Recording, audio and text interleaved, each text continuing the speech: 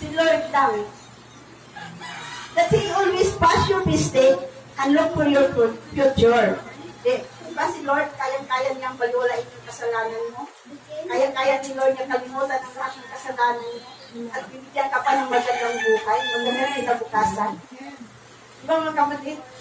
Nasa akin lang talaga ang mag-decide kung saan ba talaga tayo. Sabi sa Episo 2, verse 8 to 9, sapagkat tayo sa magandang loob ng Diyos, kayo ay naligtas. Sa pamagitan ng pananampalataya at ang kaloob ng Diyos ay hindi mula sa iyong sarili. Huwag natin pagmalaki yung sarili natin mga kapatid. May Diyos pa tayo. May Diyos pa tayo naglikha sa atin. Hindi ito bunga ng iyong mga gawa, kaya't wala ipagmalaki ang sinuman.